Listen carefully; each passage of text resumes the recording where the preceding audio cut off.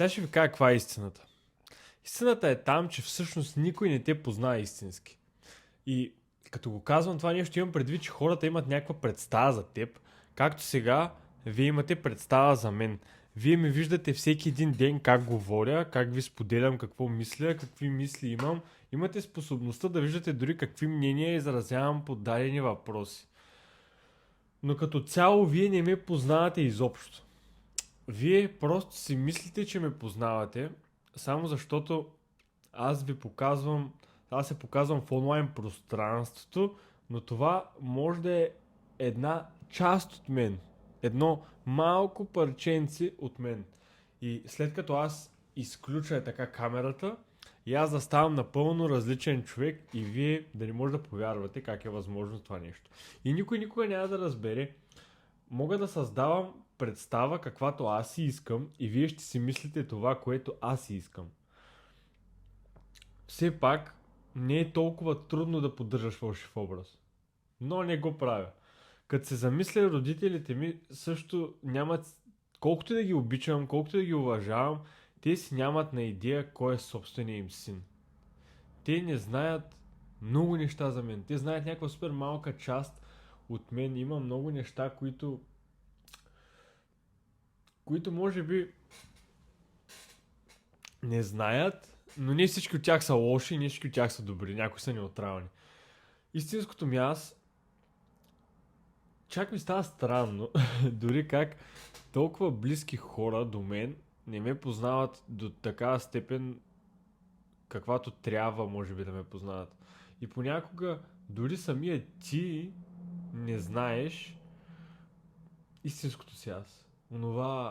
Онова дълбоко аз.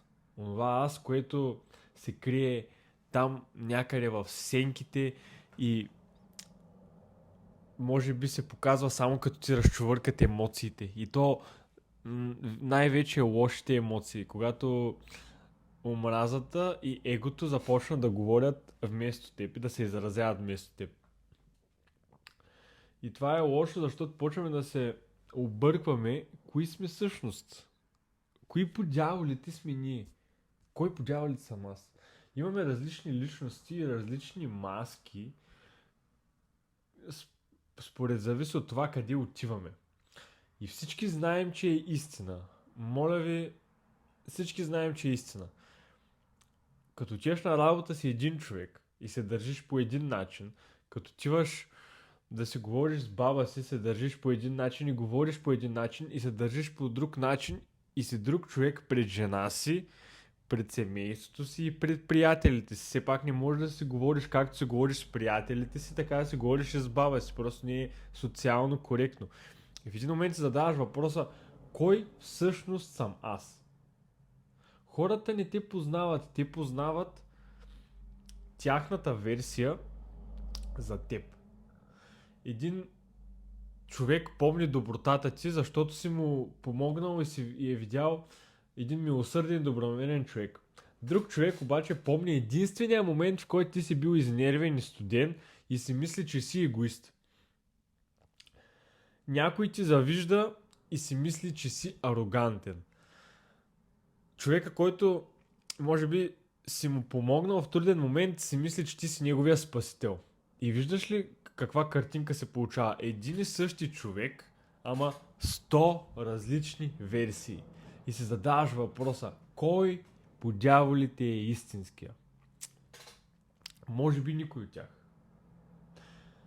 Може би всички. Защото ти не си една фиксирана статуя в музей. Ти си нещо, което се движи и си нещо между това, което си бил, това, което се преструваш, че си и това, в което искаш да се превърнеш. Обаче най-страшната част е, че някои маски, които се слагаш поради социални норми или поради каквото и да било, са толкова удобни, че забравяш, че някога си ги сложил.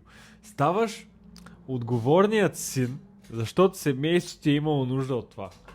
Ставаш най-увереният работохолик, защото света възнаграждава това. Ставаш най-забавният шегаджия, защото хората обичат да се смеят.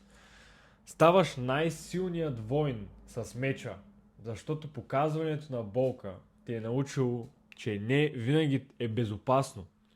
И след години носени на всякакви различни маски, сменени на личности, отиваш пред огледалото и се задаваш въпроса. Ако махна всички маски, коя ще остане?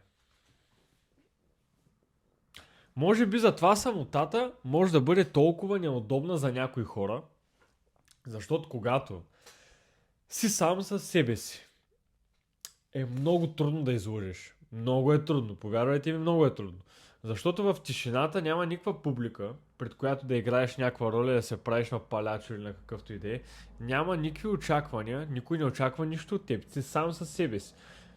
Няма на кой да се доказваш там. Там си само и единствено ти.